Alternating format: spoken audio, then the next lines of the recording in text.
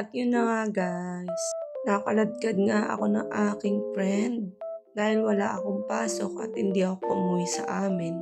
At may sinabi pa siyang magic word, libre. At Wow! dahil kaladka rin ako at gusto ko ng libre, alam nyo na, sumama ako. Sabi niya, punta daw kami ng birthday ng pinsan niya. Sabi ko, saan? Sabi niya, basta ka sumama. Bali, nag-MRT lang kami dyan. And ayun, sumakay kami ng bus. Pagsakay namin ng bus, may araw pa.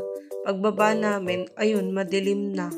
Yun pala, sa Bulacan kami napunta. Grabe, halos magkandaligaw-ligaw talaga kaming dalawa. Kasi yung bus na sinakyan namin nag-cutting trip. Tapos nakadalawang tricycle pa kami bago dun sa pupuntahan namin. To cut the long story short, inabot na kami ng gabi. At doon na kami nagpalipas ng umaga. Then kinabukasan, dahil nga nasa Bulacan na ako, tinake ko na yung opportunity para makapunta or makadalaw kay Boss Babe. Kung chinek ko sa Google Map, bali 1 hour yung biyahe ko. Papunta sa kanila mula dun sa pinagstayan ko. Hindi ko alam dito sa Bulacan, kaya tanong lang din ako ng tanong. Bali nakatatlong jeep ako bago makarating sa Balagtas. Then nagtanong ako sa traffic enforcer. Ayun, alam niya kung saan yung kay Boss Babe. Dito niya ako tinuro sumakay ng tricycle. Kasi yung mga caller, hindi pala nila alam or naintindihan yung sinabi ko na Boss Babe. Akala nila vape shop. Eh ang nasabi nila dun sa tricycle driver na sinakyan ko, dalhin daw ako sa vape shop. Kaya pagsakay ko, mali kami na napuntahan ni kuyang driver. Then si kuya hindi rin pala alam kung saan yung kay Boss Babe or Viajeros Moto Gears. Kaya ang ginawa ko, gumamit na ako ng Google Maps. Ang kaso mo, yung Google Maps, niligaw din kami. Kaya kung saan-saan kami napadpad. Mas lalo pa kami pinalayo kung saan ako dapat pupunta. And ayan, finally, nakarating na ako sa Viajeros Moto Gear.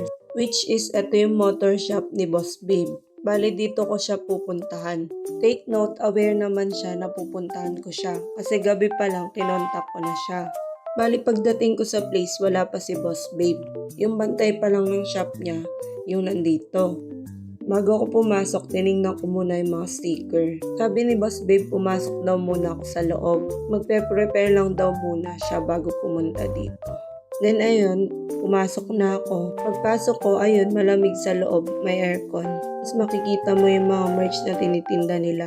Merong riding gears, gloves, balaklava, helmet, aqua plus, at marami pang iba. Dito lang yan sa Viajeros Moto Gears. At ayun, habang inaantay si Boss Babe, nagtingin-tingin lang din ako ng mga helmet. Kasi nga, malay mo may magustuhan ako or may mabili ako dito. At ayun, bukas ko na lang kwento yung pagkikita namin. Abangan! Yun lang naman. Maraming salamat sa panonood.